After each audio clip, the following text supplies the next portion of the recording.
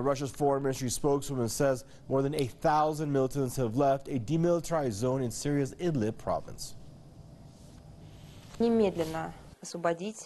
By that moment, 1,000 militants had abandoned the demilitarized zone.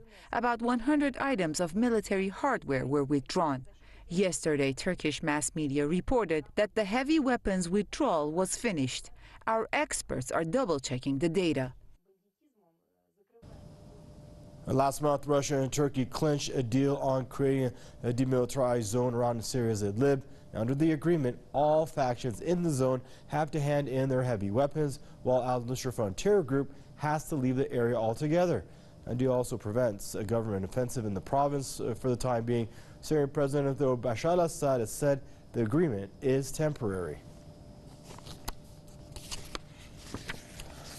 Joining us now in Madison, Wisconsin is Professor James Fetzer, Professor Emeritus at University of Minnesota, Duluth. Hello, Professor. Thank you for joining us back in the program.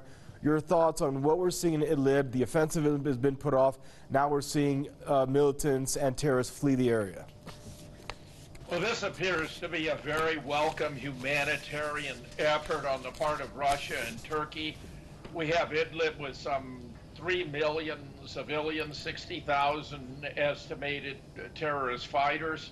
By creating this demilitarized zone, which is 15 to 20 kilometers, that's 9 to 12 miles deep, where troops from Russia and Turkey are conducting coordinated patrols, they're providing an opportunity for the terrorists to leave the region before an onslaught takes place involving Syrian, Russian, and Iranian troops to clean out the remaining terrorist elements in Syria.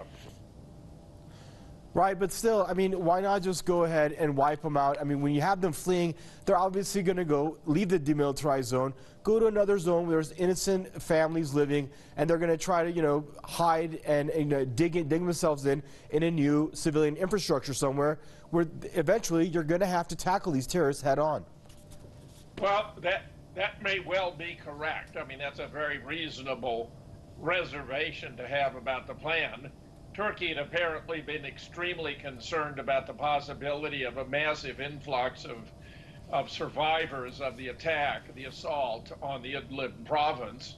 And of course, we've also had concerns about the use of another staged chemical weapons attack, which heretofore, up to this point now, has not materialized. But I do believe your concern, your reservation, is perfectly responsible and appropriate. I want to thank you for joining us and for your perspective. James Fetzer, Professor Emeritus out of the University of Minnesota, Duluth, joining us out of Madison, Wisconsin.